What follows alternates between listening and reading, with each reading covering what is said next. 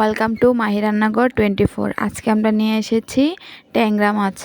এটা দেশি ট্যাংরাটা ছোট ছিল, ট্যাংরা মাছ নিয়ে এসেছে আমার শ্বশুর। আর এখানে মলায়া মাছ, আমি মলায়া মাছগুলো যে কেটে নিয়েছি, কেটে আমি পানিতে ভিজিয়ে রেখেছি। আর এখানে টমেটো কুচি করে রেখেছি, এখানে পেঁয়াজ কুচি, ধনিয়া পাতা কুচি, আর এই যে ট্যাংরা মাছ কুচি। ট্যাংরা মাছগুলো আমি ভালো মতন কেটে বেছে ধুয়ে রেখেছি। আজকে আমরা রান্না করব ট্যাংরা মাছ দিয়ে মূলা দিয়ে তরকারি। ট্যাংরা মাছ দিয়ে মূলার তরকারি কিন্তু ভীষণ মজা হয় খেতে। এই যে আমি কড়াইয়ের মধ্যে সরিষার তেল দিয়ে দিচ্ছি। আজকে আমি সরিষার তেল দিয়ে রান্না করব।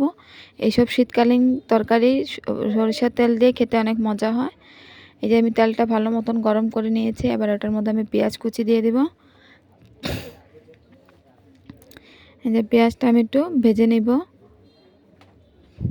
মূলা দিয়ে কিন্তু ট্যাংরা মাছের তরকারিটা ভীষণ মজা হয় খেতে। আমার শ্বশুর কিন্তু অনেক পছন্দ করে। উনি নিয়ে এসেছিল, বলছিল যে পাতলা ঝোল করে রান্না করতে মূলা দিয়ে, আর মলায়া মাছটা বলছিল পেঁয়াজ টমেটো দিয়ে তরকারি রান্না করতে। দুটোটাই কিন্তু অনেক ভালো। এখানে আমি রসুন বাটা, পেঁয়াজ বাটা আর জিরা বাটা, আমি জিরা বাটাটা দিয়ে দিচ্ছি, দিয়ে একটু নাড়াচাড়া করে নেব। মশলাটা দিয়ে একটু নাড়াচাড়া করতে হবে, না হলে নিচে লেগে যাওয়ার সম্ভাবনা থাকে। এই জন্য আমি বাটা মশলাটা দিয়ে একটু নাড়াচাড়া করে নিয়েছি। এবার আমি এক এক করে শুকনো এটার মধ্যে আমি একটু জিরার বাটিটা একটু ধুয়ে পানি দিয়ে দিলাম, নিচে লাগতেছিল, এই জন্য আমি একটু পানি দিয়ে দিয়েছি। এবার আমি মশলাগুলো দিয়ে দিচ্ছি। এখানে আমি মরিচের গুঁড়ো নিয়েছি 1.5 চামচের মতন, আর এখানে হলুদের গুঁড়া নিয়েছি 1 চামচের মতন, আর ধনিয়ার গুঁড়া। এই যে আমি মশলা দেওয়া হয়ে গেছে। এবার আমি এখানে 1 চামচ লবণ দিয়েছি, দিয়ে আবার মশলাটা আমি ভালো মতন কষিয়ে নিব। এই যে আমি ভালো মতন কষিয়ে নিচ্ছি,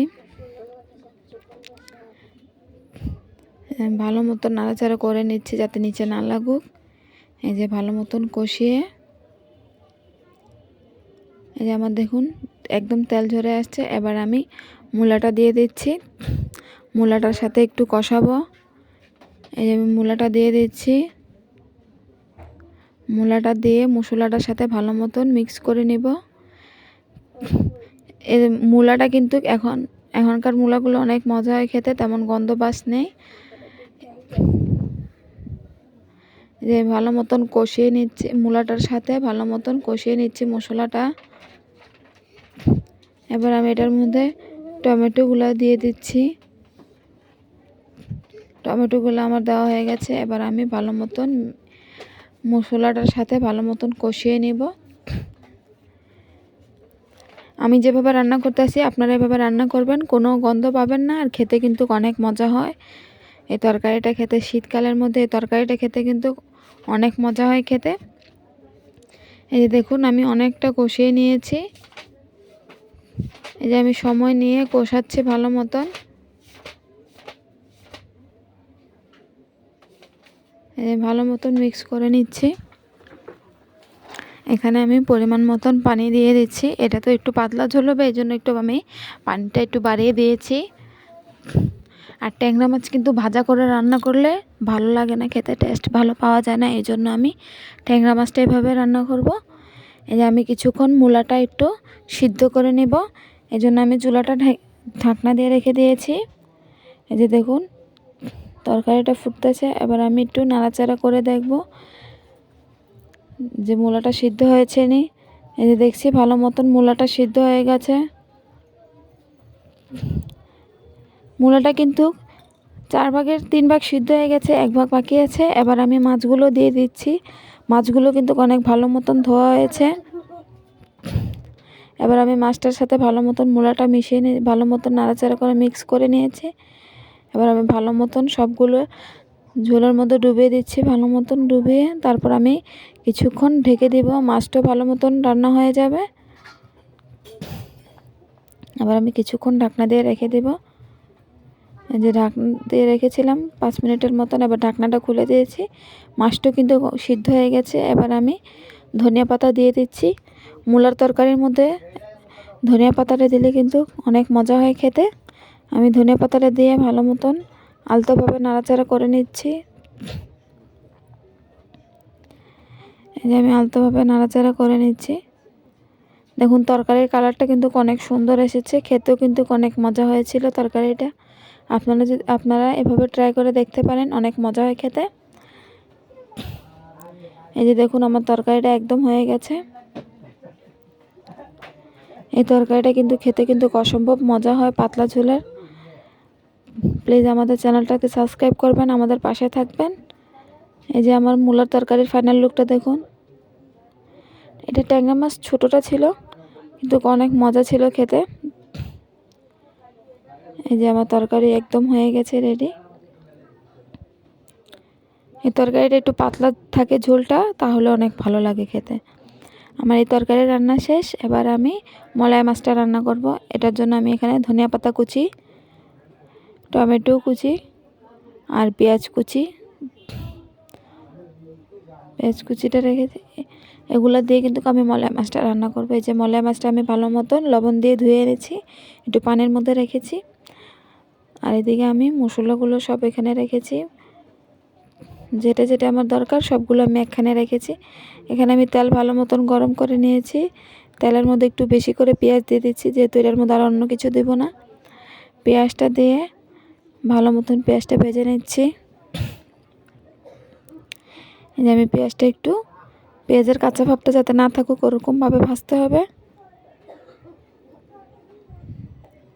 এই যে আমার একটু নাড়াচাড়া করে ভালো মতন নাড়াচাড়া করে নিচ্ছি। হালকা একটু পেঁয়াজটা ভাজতে হবে, এই জন্য। এই যে আমার পেঁয়াজটা ভাজতেছি ভালো মতন। এই যে আমার পেঁয়াজটা কিন্তু হয়ে গেছে ভালো মতন ভাজা। এবার আমি এক এক করে সব বাটার মশলাগুলো দেব। এখানে আমি রসুন বাটা দিয়েছি 1 চামচের থেকে একটু কম। এখানে পেঁয়াজ বাটা আর 1 চামচের থেকে একটু কম জিরা বাটা দিয়ে ভালো মতন মিক্স করে নিচ্ছি। ভালো মতন নাড়াচাড়া করে নিচ্ছি। সবসময় চেষ্টা করবেন বাটা মশলাগুলো আগে দিতে, তাহলে মশলার আর গন্ধ থাকে না। এখানে আমি পরিমাণ মতন লবণ দিয়ে দিয়েছি। আমি এখানে আধা চামচের একটু বেশি লবণ দিয়েছি। এবার আমার লবণ দেওয়া হয়ে গেছে। এবার আমি গুঁড়া মশলাগুলো দেব। মরিচের গুঁড়া দিয়েছি 1 চামচ, হলুদের গুঁড়ো দিয়েছি 1 চামচ। এটা ছোটো চামচ দিয়ে আমি 1 চামচ করে দিচ্ছি। বড় চামচ হলে আপনারা আধা চামচ করে দিবেন। আর ধনিয়ার গুঁড়া দিয়েছিলাম, দিয়ে এবার ভালো মতন আমি এখানে কিন্তু আমি পানি দেই নাই, পানি দেওয়া ছাড়া এভাবে একটু কষিয়ে নিচ্ছি। পানিটা দিয়ে দিব। এই যে আমি একটু ভালো মতন কষিয়ে নিচ্ছি। এখানে আমি অল্প কিছু পানি দিয়ে দিচ্ছি মশলাটা কষানোর জন্য। মশলাটা যত ভালো মতন কষালে ততই কিন্তু তরকারি খেতে মজা হয়। এখানে আমি টমেটো কুচি দিয়ে দিচ্ছি। আমি কয়েকটা কাঁচামরিচও দিয়ে দিচ্ছি। এই মলাই মাছের তরকারির মধ্যে কাঁচামরিচটা দিলে কিন্তু অনেক স্বাদ হয় খেতে। কাঁচামরিচের একটা ফ্লেভারও আসে। শীতকালীন এইসব রান্নাবান্না খেতে, গুঁড়া মাছ টাছ খেতে কিন্তু অনেক মজা হয়। এই যে আমি অনেক সময় নিয়ে কষিয়েছিলাম, দেখুন আমার একদম তেল ছড়ে আসছে, এত ভালো মতন আমি কষিয়েছি। এই যে আমার ভালো মতন কষানো একদম হয়ে গেছে। এবার আমি মাছটা পানি ঝরিয়ে রেখেছিলাম, মাছটা দিয়ে ভালো মতন মশলার সাথে ভালো মতন কষিয়ে নিচ্ছি। এই যে দেখুন আমি একদম ভালো মতন মাছটা দিয়ে একটু ভালো মতন কষিয়ে নিচ্ছি। আমি 2-3 মিনিটের মতন কষাবো, তারপর আমি এখানে একটু পানি দেব। তরকারিটার জন্য একটু পানি দেব। এটা মাখা মাখা ঝোল থাকবে। এই মাছটা কিন্তু এভাবে খেতে কিন্তু অনেক মজা হয়। বা আপনারা টক জাতীয় কিছু চাইলে জলপাই দিতে পারেন বা আম দিতে পারেন, তাহলেও অনেক মজা হয় খেতে। এভাবেও মজা লাগে, ওইভাবেও আরও ভালো লাগে খেতে।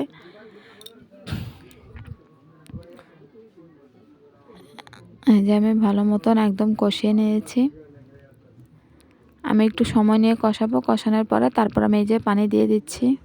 আমি প্রায় 5-6 মিনিটের মতন কষিয়েছিলাম। এবার আমি এখানে ঝোলের পরিমাণে একটু পানি দিয়ে দিচ্ছি। এটা মাখা মাখা ঝোল হবে, এই জন্য আমি বেশি পানি দেই নাই। এই যে আমার পানি দেওয়া হয়ে গেছে। এবার আমি একটু ভালো মতো নাড়াচাড়া করে মিক্স করে নিয়েছি মশলার সাথে।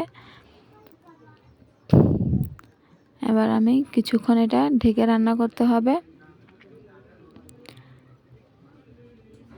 এই যে আমি এটা কিছুক্ষণ এভাবে রেখে দিয়েছি। এবার ঢাকনা দিয়ে দেব। আমি এটা 5-6 মিনিটের মতন রান্না করে নিব। মাছ রান্না করতে কিন্তু বেশি সময় লাগে না। এই যে আমার 5-6 মিনিট পরে দেখুন আমার মাছটা একদম সিদ্ধ হয়ে গেছে ভালো মতন। এবার আমি এখানে পরিমাণ মতন ধনিয়া পাতা দিয়ে দিচ্ছি।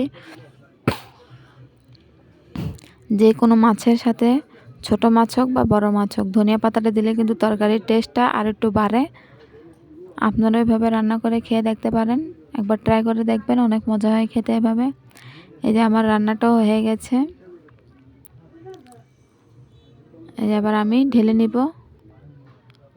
এই দেখুন আমি ঢেলে নিচ্ছি। এই ঝোলটা তেমন পাতলাও হয় না, তেমন ঘন হয় না, হালকা একটু মাখা মাখা ঝোল হবে। মলা মাছের তরকারিটা অনেক মজা হয়েছিল, সবে আমরা খেয়েছে। আপনারা এভাবে ট্রাই করে দেখবেন, অনেক মজা হয় খেতে। এই যে আমার তরকারির ফাইনাল লুকটা দেখুন কত লোভনীয় এসেছে। আজকে কিন্তু আমরা এই মাছগুলো দিয়ে অনেক ভালো মতন সবাই ভাত খেয়েছে, অনেক মজা হয়েছিল। আর আমার শ্বশুর আবার যে লাল শাক নিয়ে এসেছিলেন, লাল শাক বাবা ভালো মতন বেছে দিয়েছে, আমরা ধুয়ে টুয়ে নিয়ে এসেছি। আমার শ্বশুর বাবা কিন্তু আমাদের কাজে কিন্তু অনেক হেল্প করেন। আমার শাশুড়ি হেল্প করে কিন্তু একটু অসুস্থ, আপনারা সবাই ওনার জন্য একটু আশীর্বাদ করবেন। আমার শ্বশুর বাবাও কিন্তু অনেক কাজ করে, উনি আবার শাকটা ভালো মতন বেছে দিয়েছিল। আমার যা এখানে ভালো মতন কেটে নিয়েছে। এবার আমি শাক ভাজিটা করে নেব। এখানে আমি সরিষার তেল দিয়ে দিয়েছি। সরিষার তেলটা একটু ভালো মতন গরম করে এখানে আমি পেঁয়াজ কুচি দিয়ে দিচ্ছি। আমি এখানে আজকে শুকনো মরিচ দিব না, আজকে কাঁচা মরিচ দিয়ে শাকটা রান্না করব। আমার বড় মেয়ে অনেক পছন্দ করে লাল শাক খেতে। যে আমি ভালো মতন পেঁয়াজটা ভেজে নিচ্ছি। এখানে আমি কয়েকটা কাঁচামরিচ দিয়ে দিয়েছি। এখন কাঁচামরিচ তেমন ঝাল নাই, এই জন্য আমি একটু কেটে দিয়েছি কাঁচামরিচগুলো দিয়ে। যে আমি ভালো মতন মিক্স করে নিচ্ছি, ভালো মতন নাড়াচাড়া করে নিচ্ছি। আমি পেঁয়াজটা ভালো মতন ভেজে নিয়েছি। এই যে দেখুন আমার একদম পেঁয়াজটা একদম ভাজা ভাজা হয়ে গেছে। এবার আমি কেটে রাখা শাকগুলো দিয়ে দিচ্ছি। যে শাকটা আমি ভালো মতন নেড়ে চেড়ে মিক্স করে নিচ্ছি ভালো মতন করে। শাকটা কিন্তু একদম গলে যাবে। আপনারা যে কোনো শাক রান্না করার ক্ষেত্রে লবণটা খুব কমই দিবেন। এখানে আমি অনেক কম লবণ দিয়েছিলাম।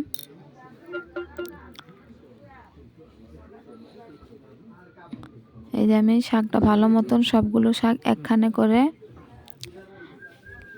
এবার আমি এই যে আমি সব কিছু ভালো মতো দিয়ে দিচ্ছি, এখানে আর কিছু দিব না আমি।